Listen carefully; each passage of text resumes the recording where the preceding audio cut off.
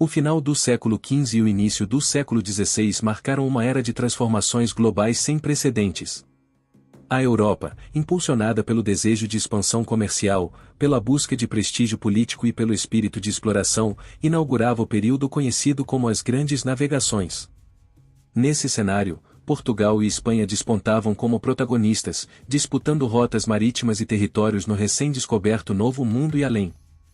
Foi nesse contexto que emergiu a figura de Fernão de Magalhães, um homem cuja determinação e visão mudariam para sempre a compreensão do mundo. Fernão de Magalhães nasceu por volta de 1480, na pequena aldeia de Sabrosa, no norte de Portugal. Filho de uma família da pequena nobreza, cresceu em um ambiente moldado pelas tradições medievais e pela crescente influência do Renascimento. Desde cedo, o jovem Fernão teria sido exposto às histórias de feitos heróicos e às novidades que chegavam de Lisboa, então um dos maiores centros de comércio e cultura da Europa.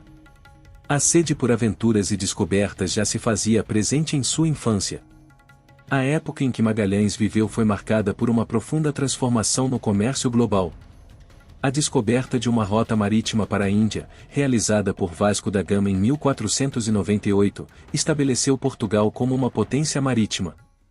As riquezas trazidas das especiarias orientais incentivaram ainda mais expedições, enquanto os relatos sobre terras distantes alimentavam o imaginário popular e a ambição de exploradores e monarcas.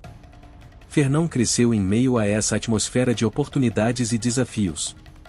Além do cenário econômico e político, o período foi marcado por avanços tecnológicos que facilitaram a exploração marítima. O desenvolvimento da caravela, da bússola e do astrolábio permitiu que navegadores europeus cruzassem mares outrora intransponíveis. Os mapas, embora ainda rudimentares, começaram a ser atualizados com informações baseadas em observações reais, ampliando a noção de um mundo interconectado. Foi nesse contexto de inovações que Magalhães encontrou o palco ideal para sua trajetória.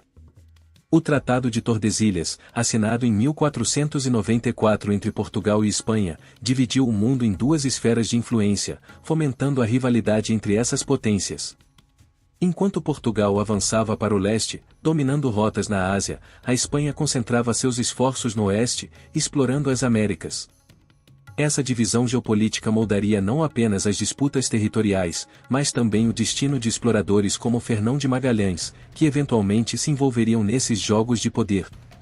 A corte portuguesa, então sob o reinado de Dom Manuel I, tornou-se um centro estratégico de decisões políticas e comerciais. Era também um espaço de competição, onde o favoritismo e as alianças moldavam as carreiras dos súditos.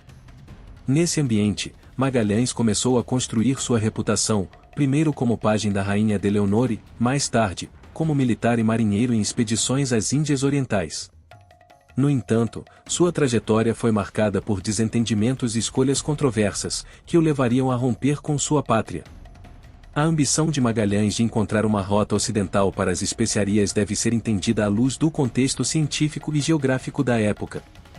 Embora o conceito de um globo terrestre fosse amplamente aceito, a extensão do Oceano Pacífico e as conexões entre os continentes ainda eram desconhecidas. As viagens de Cristóvão Colombo, Vasco Nunes de Balboa e outros exploradores alimentaram teorias, mas faltava uma comprovação prática de que era possível navegar pelo oeste até as riquezas do Oriente. Outro aspecto relevante desse período foi a relação dos europeus com os povos nativos das terras que encontravam. As grandes navegações não foram apenas empreendimentos comerciais, mas também missões de evangelização e, muitas vezes, de subjugação. Magalhães, como outros navegadores, enfrentaria dilemas éticos e conflitos ao interagir com culturas diferentes, questões que já começavam a ser debatidas em sua época. Fernão de Magalhães não era apenas um produto de seu tempo, ele também foi um agente de mudança. Sua determinação em desafiar as convenções e seguir suas convicções, mesmo quando isso significava abandonar seu país natal, demonstra uma visão que transcendeu os limites da política e do conhecimento estabelecido. Sua vida reflete a tensão entre a lealdade às instituições e o desejo de alcançar algo maior. Assim, ao compreender o contexto histórico, cultural e político em que Magalhães viveu, torna-se evidente que sua história não é apenas a de um homem, mas a de um mundo em transformação. Fernão de Magalhães encarnou os valores, os conflitos e as aspirações de uma era que redefiniu os limites do possível. Essa introdução abre caminho para explorar em detalhes a jornada extraordinária desse explorador e seu impacto duradouro na história global.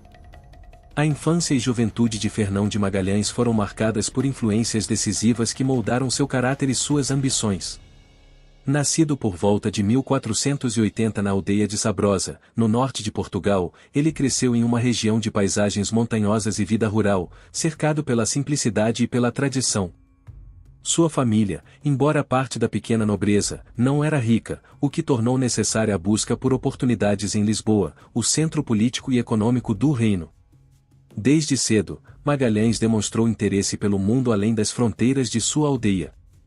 As histórias de feitos heróicos narradas por viajantes e marinheiros que passavam pela região despertaram sua imaginação. Ao mesmo tempo, as novidades que chegavam de Lisboa, incluindo mapas rudimentares e relatos das descobertas portuguesas na África e na Ásia, alimentaram seu desejo de explorar.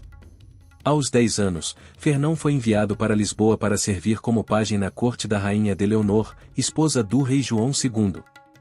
Essa posição não apenas era uma honra para sua família, mas também oferecia ao jovem acesso a uma educação privilegiada.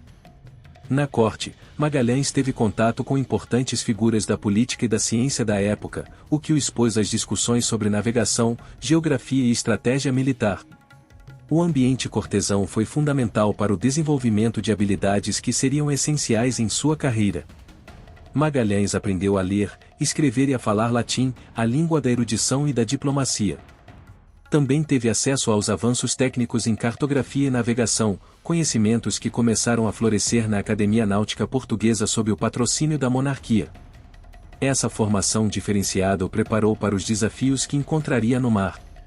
A juventude de Magalhães coincidiu com o auge das expedições portuguesas em busca de novas rotas marítimas. Sob o comando de Dom Manuel I, o país consolidava seu domínio sobre o comércio de especiarias no Oriente. A expedição de Vasco da Gama à Índia, em 1498, havia inaugurado uma nova era de riqueza e poder para Portugal. Esse cenário inspirava os jovens da época, incluindo Magalhães, a buscar uma carreira que os conectasse a essas conquistas.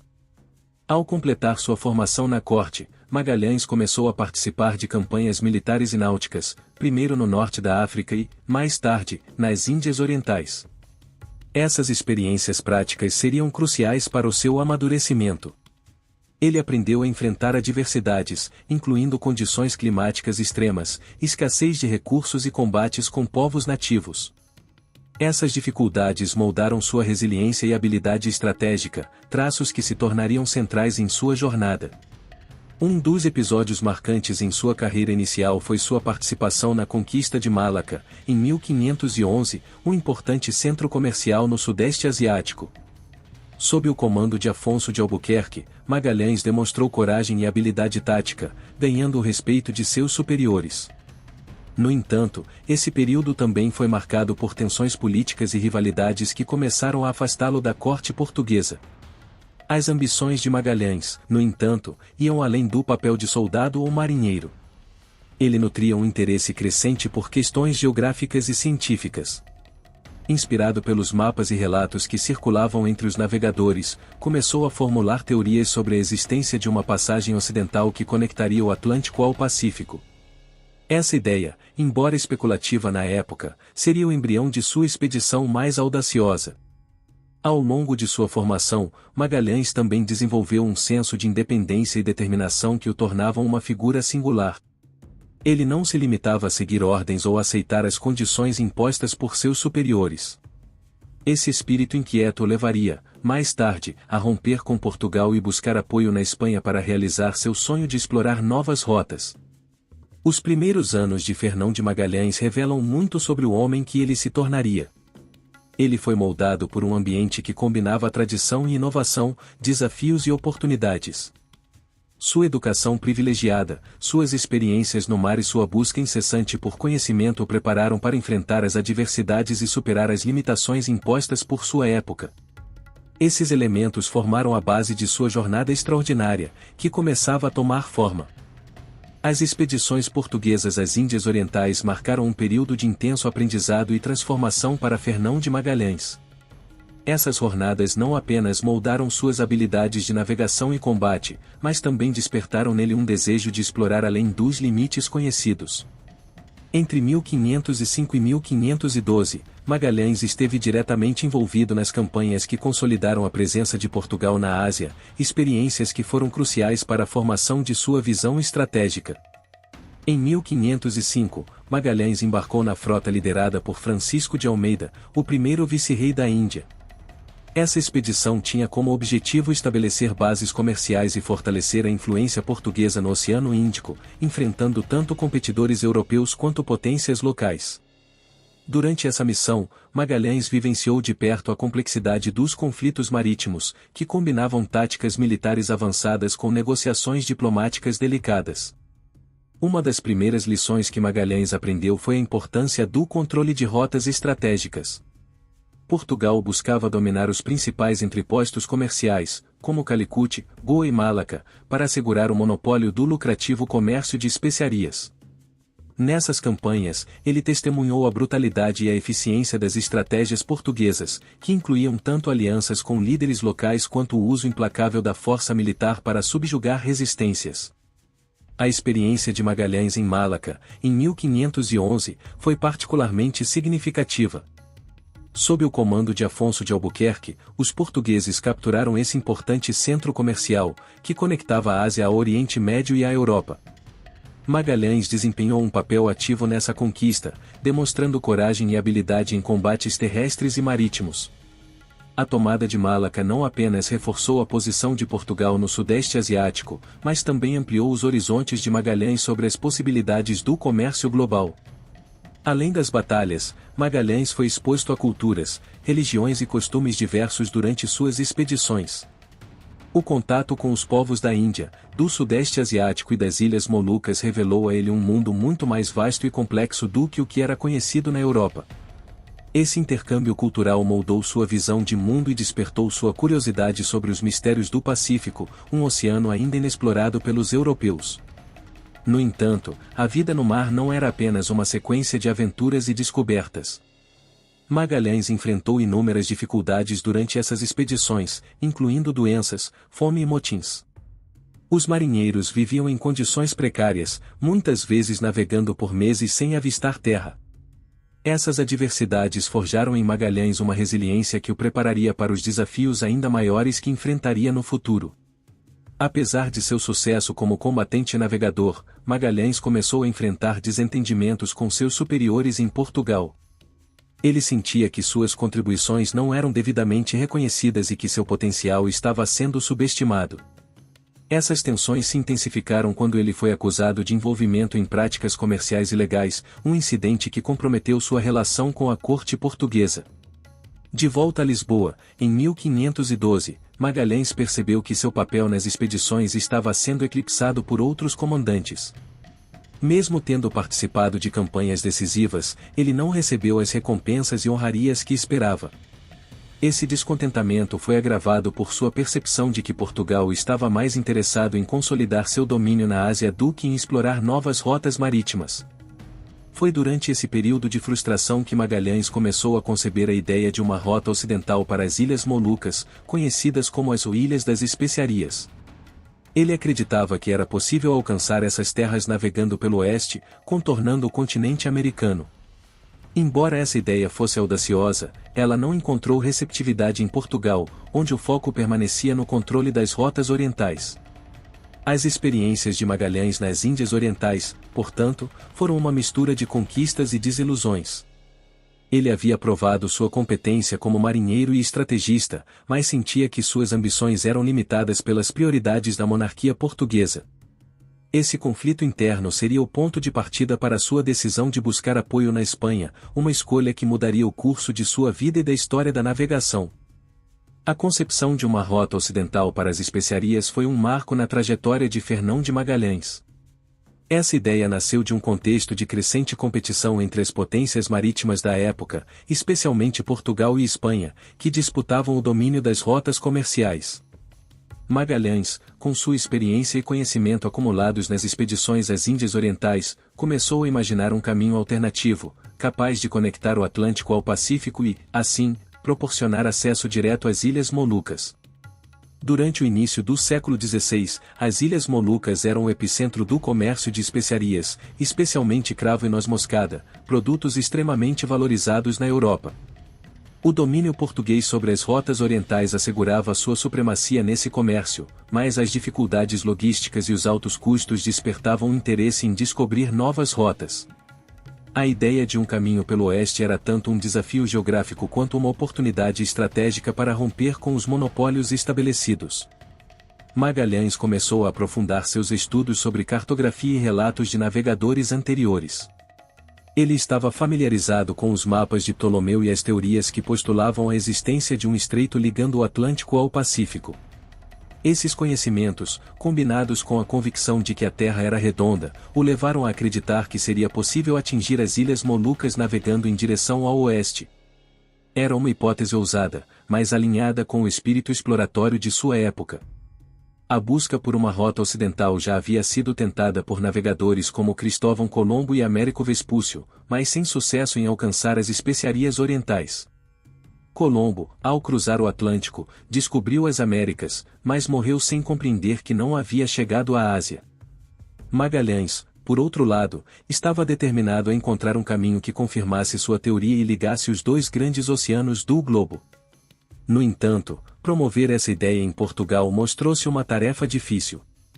O rei Dom Manuel I, que priorizava a consolidação das rotas orientais, não demonstrou interesse em investir em uma expedição tão incerta.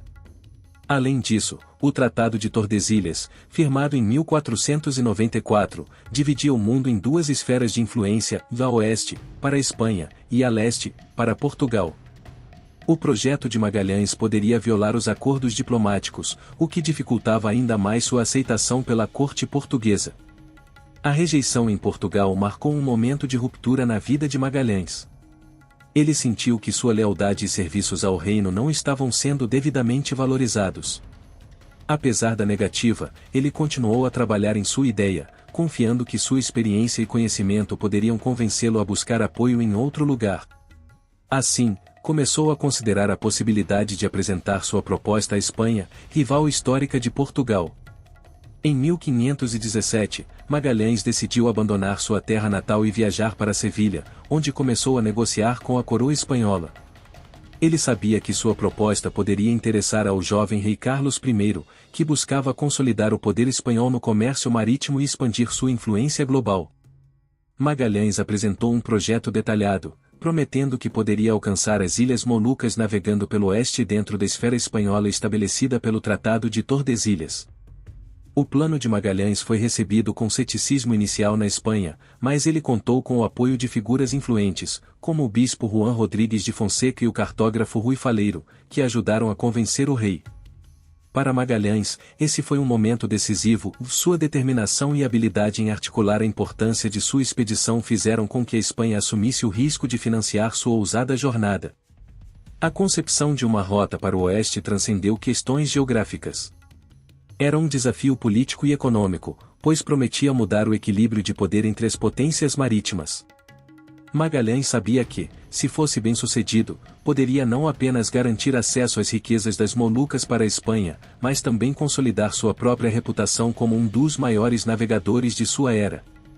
Esse momento de transição na vida de Magalhães simbolizou sua determinação em superar barreiras e buscar novos horizontes.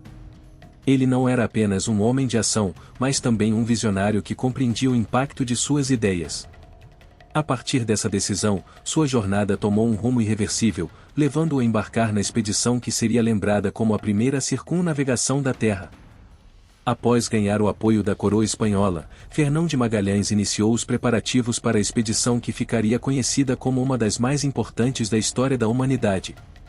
A ideia de navegar para o oeste em busca de uma rota para as Ilhas Molucas era ambiciosa, mas envolvia desafios técnicos, logísticos e políticos.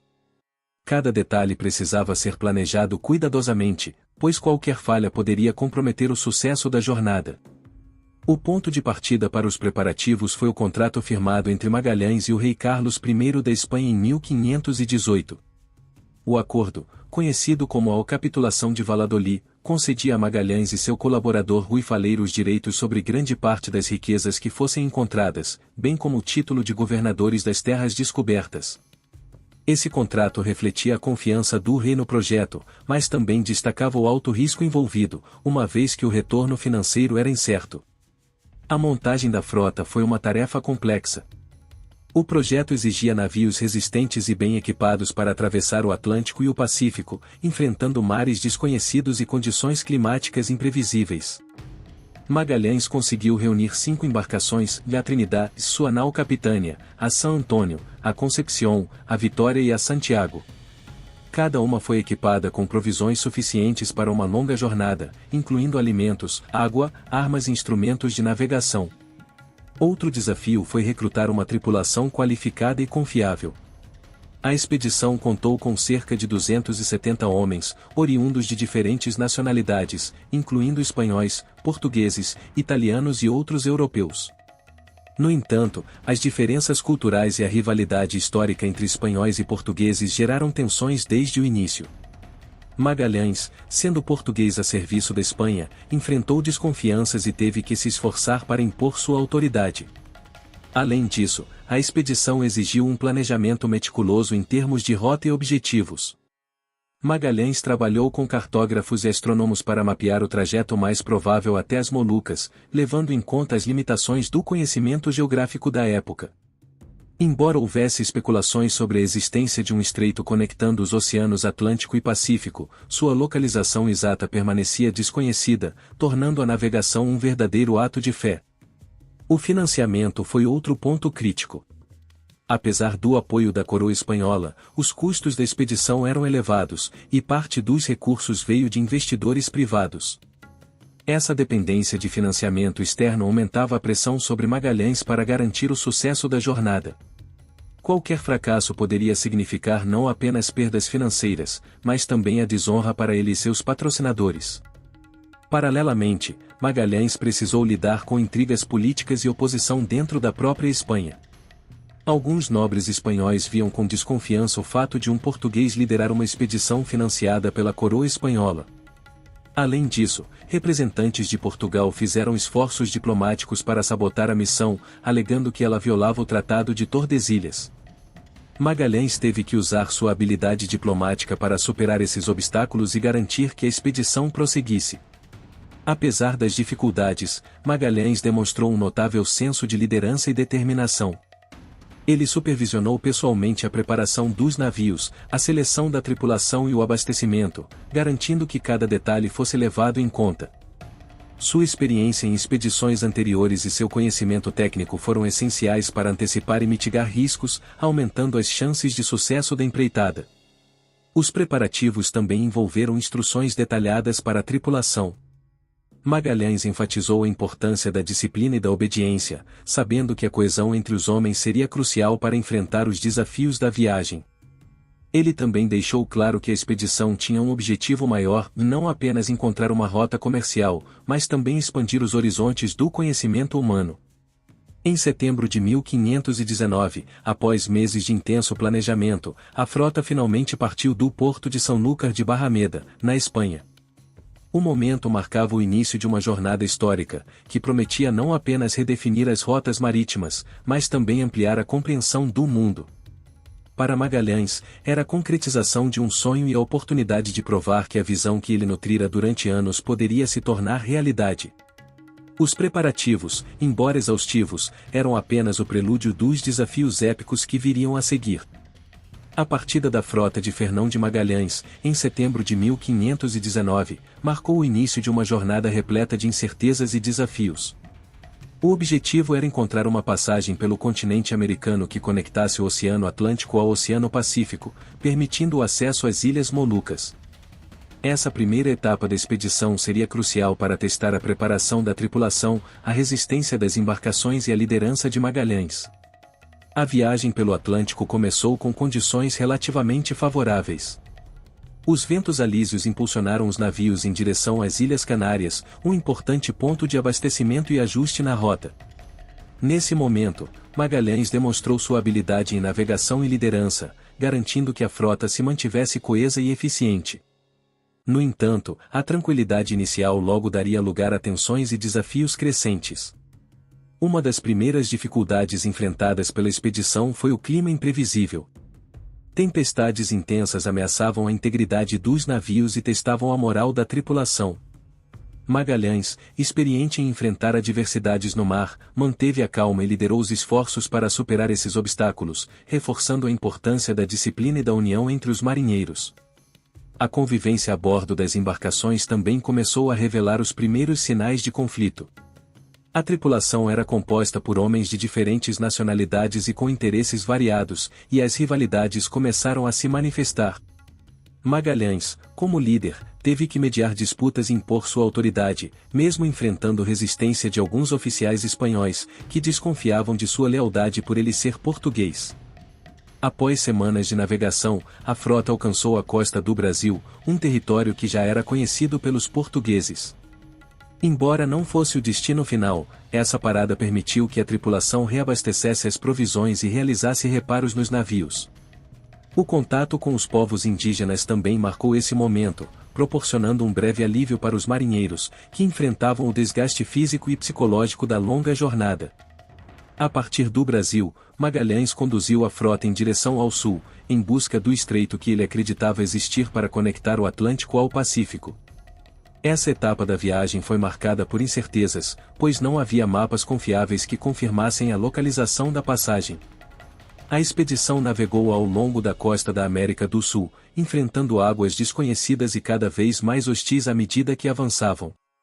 No entanto, a ausência de um progresso claro começou a gerar descontentamento entre os marinheiros. Muitos questionavam a viabilidade da missão e temiam que ela fosse um fracasso. As condições climáticas no extremo sul do continente, com ventos gelados e tempestades frequentes, aumentaram ainda mais a tensão. Magalhães precisou reafirmar sua autoridade e reforçar a confiança na missão, apesar do crescente desânimo entre os homens. Um dos momentos mais críticos dessa etapa foi a tentativa de motim por parte de alguns oficiais espanhóis.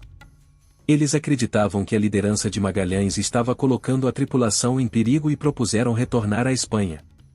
No entanto, Magalhães reagiu com firmeza, prendendo os líderes do motim e reafirmando o controle sobre a expedição. Essa decisão foi arriscada, mas essencial para manter a disciplina e garantir o prosseguimento da jornada. Finalmente, após meses de exploração ao longo da costa sul-americana, a frota encontrou uma ampla baía que parecia promissora. Era o que hoje conhecemos como o Estreito de Magalhães. Embora o estreito fosse extremamente desafiador de navegar, com curvas acentuadas, águas traiçoeiras e condições climáticas adversas, ele representava a realização de uma parte fundamental da missão. Magalhães provou que sua teoria estava correta e havia, de fato, uma passagem que conectava os dois oceanos.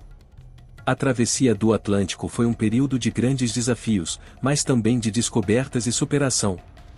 Ela testou os limites físicos e emocionais da tripulação, destacou as habilidades de Magalhães como líder e navegador, e estabeleceu as bases para a próxima etapa da jornada, desbravar o inexplorado Oceano Pacífico. Apesar das dificuldades, a frota continuava a avançar, movida pela determinação de alcançar as Ilhas Molucas e pela ambição de entrar para a história. Após superar o Estreito de Magalhães, a expedição ingressou no vasto e desconhecido Oceano Pacífico. Para Fernão de Magalhães e sua tripulação, atravessar esse imenso corpo d'água era um desafio inédito, tanto em termos técnicos quanto humanos. Essa etapa da viagem testaria os limites de sua preparação, resistência e liderança, enquanto revelava a vastidão e os mistérios do mundo natural. A entrada no Pacífico foi um momento de alívio e celebração para a tripulação. Após meses navegando ao longo da costa da América do Sul em busca do estreito, finalmente estavam diante de um novo oceano. Magalhães nomeou de o Pacífico devido à calmaria inicial encontrada em suas águas, uma tranquilidade que contrastava com as tempestades intensas enfrentadas no Atlântico e no Estreito. No entanto, essa aparente serenidade logo se transformaria em uma provação das mais difíceis da expedição. A maior dificuldade enfrentada pela tripulação foi a falta de provisões. A travessia do Pacífico era muito mais longa do que Magalhães havia previsto, e os estoques de comida e água começaram a se esgotar rapidamente. Sem portos ou ilhas habitadas para reabastecimento imediato, os marinheiros foram obrigados a recorrer a medidas extremas para sobreviver. Comeram biscoitos infestados de vermes, couro de cordas e até serragem. A água potável tornou-se um bem precioso, e a sede constante aumentava o sofrimento. Doenças como o escorbuto, causadas pela deficiência de vitamina C, devastaram a tripulação. Os sintomas incluíam gengivas sangrando, perda de dentes e extrema fraqueza. Sem conhecimentos médicos adequados para tratar a doença, muitos marinheiros sucumbiram. A visão de companheiros doentes e morrendo tornou o ambiente ainda mais sombrio, afetando o moral da tripulação e gerando um sentimento de desespero generalizado. Além das dificuldades físicas, o isolamento e a monotonia do mar aberto afetaram profundamente o estado psicológico dos marinheiros. Durante semanas, o horizonte parecia interminável, sem terra à vista. O silêncio e a vastidão do oceano geravam uma sensação de insignificância e vulnerabilidade. Magalhães, ciente desses perigos, esforçou-se para manter a disciplina e a ordem, incentivando a fé e a perseverança entre os homens. Apesar dos desafios, a liderança de Magalhães foi crucial para manter a expedição unida. Ele demonstrou resiliência e determinação, assumindo a responsabilidade de guiar a tripulação mesmo nas condições mais adversas. Sua crença no sucesso da missão nunca vacilou, e ele utilizou sua autoridade para impor disciplina, muitas vezes com medidas severas, mas necessárias para evitar motins ou colapsos de moral. Após mais de 3 meses de travessia, a expedição finalmente avistou terra. Era um arquipélago desconhecido pelos europeus, que mais tarde seria identificado como as Ilhas Marianas. A chegada foi recebida com alívio e euforia pelos marinheiros, que puderam reabastecer seus estoques de água e alimentos, além de descansar em terra firme. No entanto, a interação com os habitantes locais trouxe novos desafios, incluindo conflitos por recursos que testaram ainda mais a liderança de Magalhães. A expedição continuou sua jornada pelo Pacífico, explorando ilhas e enfrentando novas dificuldades. A imensidão do oceano era maior do que qualquer um poderia imaginar, e a navegação exigia habilidades extraordinárias de Magalhães. Ele utilizou sua experiência e os instrumentos disponíveis para calcular a rota, muitas vezes confiando mais na intuição do que em mapas ou informações confiáveis. Essa etapa da viagem também revelou a importância do Pacífico como um elo entre diferentes partes do mundo. Embora a travessia fosse incrivelmente difícil, ela demonstrou que era possível conectar o Atlântico e o Oriente por uma nova rota. Essa descoberta reforçou o significado histórico da expedição de Magalhães, colocando-o como um dos maiores exploradores de todos os tempos. A travessia do Pacífico foi um dos capítulos mais desafiadores e transformadores da expedição. Ela testou a força física e mental de cada membro da tripulação, mas também mostrou a resiliência e a capacidade de adaptação de Magalhães. Apesar das perdas humanas e dos sofrimentos indescritíveis, a expedição seguiu em frente, impulsionada pela determinação de alcançar as Ilhas Molucas e completar sua missão histórica. Após meses de luta contra as adversidades do mar e da doença, a expedição de Fernão de Magalhães finalmente alcançou seu destino, as Ilhas Molucas. Estas ilhas, localizadas no que hoje é a Indonésia, eram o objetivo final da viagem, pois eram conhecidas por sua riqueza em especiarias como cravo e noz-moscada, que eram altamente valorizadas na Europa. Para Magalhães e sua tripulação, as Ilhas Molucas representavam não apenas a conclusão de uma jornada épica, mas também a promessa de um retorno financeiro significativo para a coroa espanhola. No entanto, a chegada ao arquipélago não foi tranquila. Após a travessia devastadora do Pacífico, os marinheiros estavam exaustos, com poucos recursos e muitas baixas. A longa jornada tinha deixado marcas profundas na moral da tripulação, e as tensões internas ainda persistiam.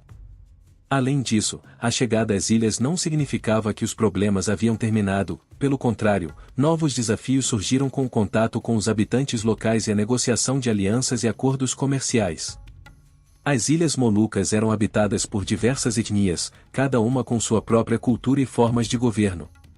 Magalhães sabia que para obter as especiarias que buscava, seria necessário estabelecer relações com os líderes locais. Ele usou sua habilidade diplomática para tentar conquistar a confiança dos nativos, oferecendo presentes e prometendo vantagens comerciais.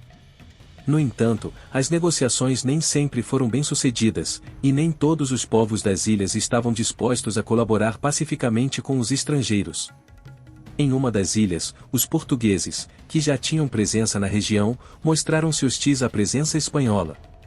Esse confronto com a potência rival trouxe uma nova dimensão de complicações à missão. Magalhães, determinado a cumprir sua missão, buscou contornar os conflitos, mantendo uma postura firme, mas tentando evitar confrontos diretos. No entanto, a rivalidade entre portugueses e espanhóis, bem como o choque de interesses na região, complicaram ainda mais a situação. Enquanto isso, as condições de saúde da tripulação continuavam a ser um problema. O escorbuto, que havia dizimado muitos homens durante a travessia do Pacífico, ainda estava presente, e a falta de alimentos frescos tornou-se uma preocupação contínua. O acesso a frutas e vegetais nas ilhas, no entanto, trouxe algum alívio para os marinheiros, permitindo a recuperação de parte da tripulação, embora as perdas humanas já fossem irreparáveis. Ao longo das negociações com os nativos, Magalhães procurou garantir o abastecimento de especiarias e outros recursos essenciais, como alimentos, água e madeira para reparar os navios. As trocas comerciais eram complexas e, muitas vezes, envolviam barganhas difíceis, com os nativos exigindo grandes quantidades de mercadorias em troca de pequenas quantidades de especiarias. Contudo, as dificuldades eram muitas, e os nativos nem sempre viam os europeus com bons olhos. Além disso, o líder português se deparou com uma dura realidade e a promessa de riquezas e prosperidade estava longe de ser uma garantia.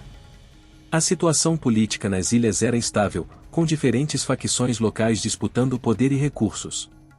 Magalhães teve que navegar com destreza entre essas disputas, tentando conquistar aliados enquanto evitava ser arrastado para conflitos locais que poderiam comprometer a expedição. Enquanto isso, as tensões na frota também aumentavam. O descontentamento com as condições de vida a bordo e a longa duração da viagem resultaram em mais desentendimentos entre os membros da tripulação.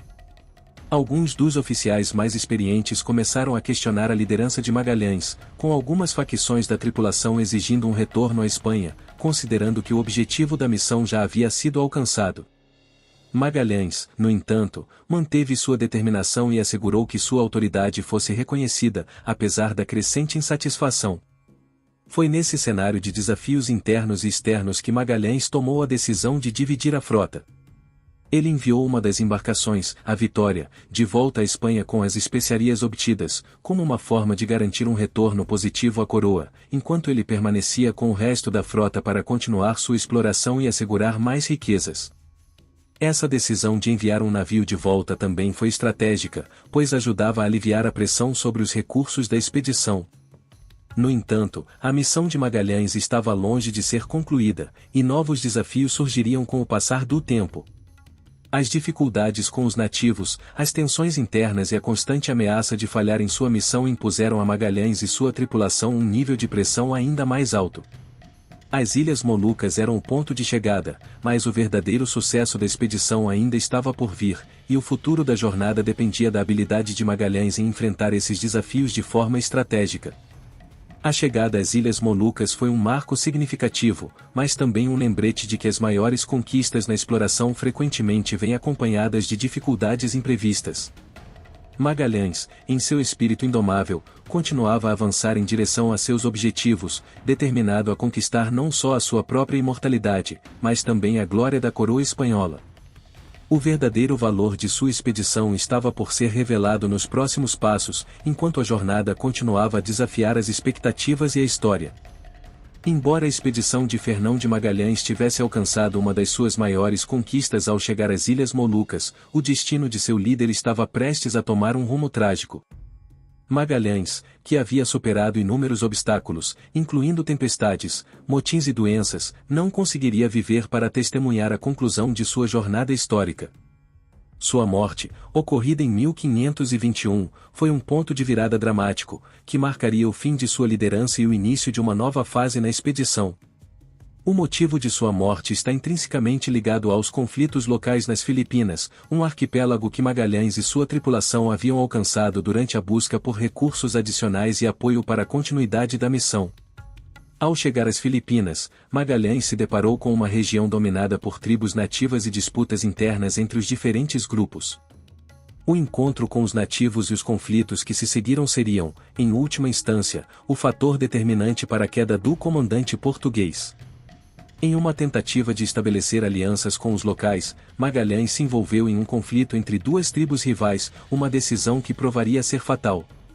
O rei local, Rajah Mabon, foi uma das primeiras figuras nativas a formar uma aliança com os espanhóis, aceitando a submissão ao rei Carlos I da Espanha. Magalhães, acreditando que sua presença poderia pacificar e consolidar a aliança, foi persuadido a ajudar o Mabon na luta contra uma tribo rival, liderada por Lapu-Lapu, o chefe da tribo de Macta. A batalha em Macta, no dia 27 de abril de 1521, representou o maior erro estratégico de Magalhães durante toda a sua jornada. O comandante português, juntamente com um grupo de soldados, enfrentou os guerreiros de Lapu-Lapu em uma tentativa de impor a autoridade espanhola na região. No entanto, a luta rapidamente se revelou desigual. Apesar de ter à sua disposição uma formação militar experiente e superior em termos de tecnologia bélica, Magalhães subestimou a resistência feroz dos nativos e as condições adversas de combate. O terreno em Macta era difícil e os nativos estavam em vantagem no ambiente da selva tropical. Além disso, Magalhães foi atingido por uma lança enquanto lutava. Embora ele tenha sido inicialmente capaz de resistir, o ferimento foi grave, e sua morte não demorou a ocorrer. No fim da batalha, Magalhães foi encontrado morto, com seus homens em retirada e a luta encerrada em derrota. A perda de Fernão de Magalhães foi devastadora para a expedição. Ele não era apenas o líder militar, mas também a figura central que unificava a tripulação em torno de um objetivo comum. Sua morte, além de ser um golpe para a moral dos marinheiros, significava que os destinos de todos os envolvidos estavam agora em mãos de outros comandantes, que não compartilhavam da mesma visão ou experiência do grande navegador. Após a morte de Magalhães, a liderança da expedição passou para o espanhol Juan Sebastián Elcano, um dos oficiais de maior confiança de Magalhães. Embora Elcano fosse um navegador experiente, ele não possuía o carisma nem a autoridade que Magalhães exercia sobre os homens. A transição de poder não foi tranquila, e alguns membros da tripulação manifestaram desconfiança, questionando a continuidade da missão sob nova liderança. Mesmo assim, Elcano conseguiu manter a coesão da frota, decidindo continuar a viagem rumo ao seu objetivo final, retornar à Espanha com a maior riqueza que pudesse ser obtida. A morte de Magalhães também refletiu a incerteza do projeto de exploração e a fragilidade da vida de um explorador em terras desconhecidas. O comando de Magalhães até então fora exemplar, uma combinação de habilidades de liderança, coragem e uma visão estratégica que lhe permitiu vencer desafios aparentemente insuperáveis. Contudo, a morte nas mãos de guerreiros locais destacou a natureza vulnerável de uma expedição tão longa e cheia de imprevistos. Com o novo comandante, a expedição continuou sua jornada. A derrota sofrida em Macta e a perda de seu líder não foram suficientes para deter a determinação de Elcano e de alguns outros membros da tripulação. No entanto, o luto pela morte de Magalhães era palpável. Ele não era apenas um capitão, mas um símbolo do espírito de exploração que movia os marinheiros, e sua perda trouxe uma dor profunda a todos. Além disso, a morte de Magalhães marcou o fim de um ciclo na história da exploração. Ele havia aberto um novo caminho através do Estreito de Magalhães e demonstrado que a travessia do Pacífico era possível. No entanto, a imortalidade histórica de Magalhães não seria consumada de forma plena por sua própria mão. Seu legado, embora em grande parte consolidado, dependeria agora da conclusão da expedição por outros homens, como Elcano, e do impacto que os eventos subsequentes teriam na história global das navegações. A morte de Magalhães também trouxe à tona a complexidade e os perigos da exploração no século XVI. A jornada era, em última instância, um empreendimento arriscado, onde o sucesso era incerto e os desafios, frequentemente, eram insuperáveis.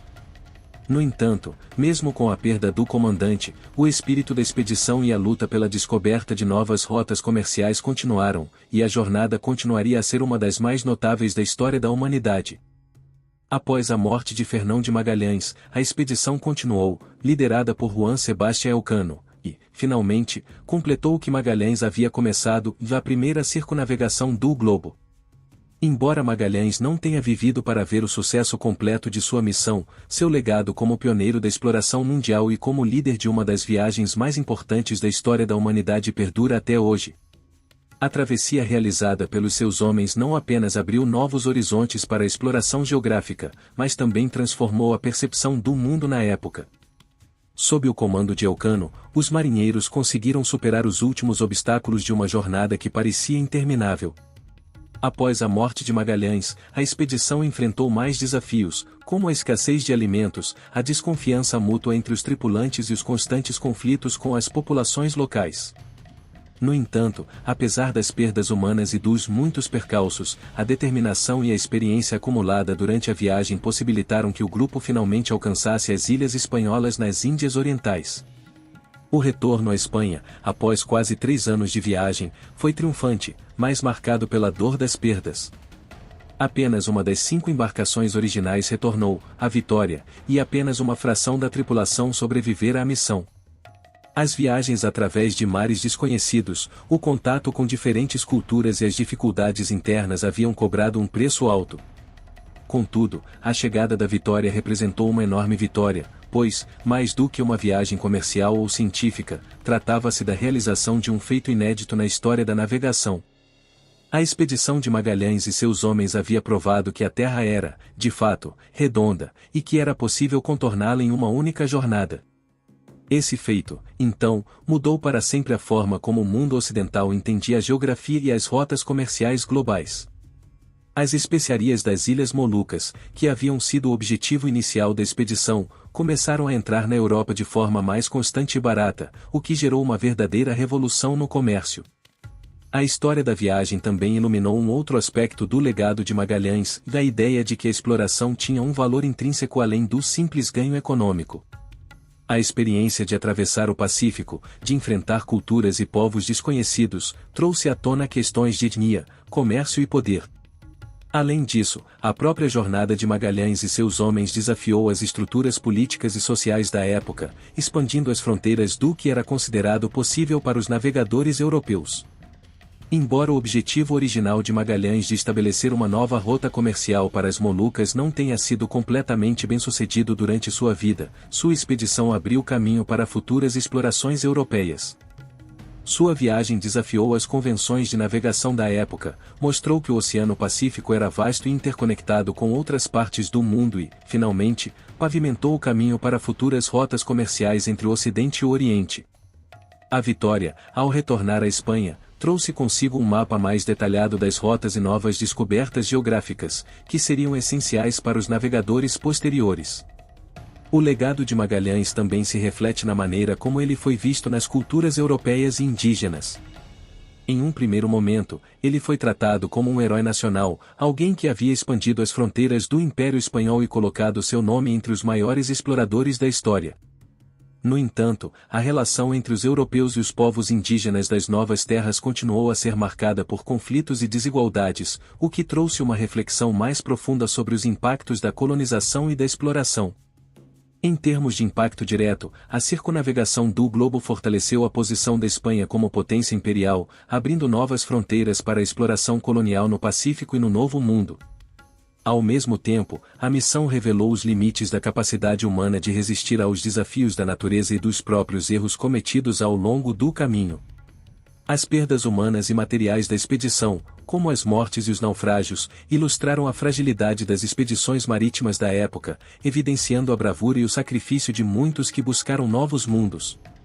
Em retrospectiva, a expedição de Magalhães não apenas transformou a exploração marítima, mas também estabeleceu uma base para o estudo da navegação e das ciências geográficas.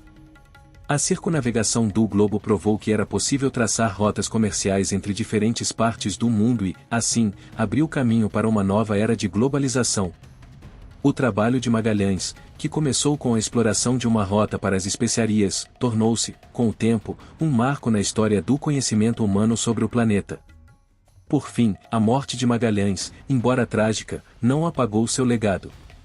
Ele se tornou um símbolo da coragem, da perseverança e do espírito de exploração, características que continuaram a inspirar navegadores e exploradores em séculos posteriores. A jornada que ele iniciou, e que foi completada por seus homens, se tornou um dos maiores feitos da história da navegação. O nome de Fernão de Magalhães, imortalizado pelas suas contribuições ao entendimento do mundo, permanece vivo até hoje, lembrando-nos de que, por mais inexplorados que sejam os horizontes, sempre haverá alguém disposto a cruzá-los em busca do desconhecido.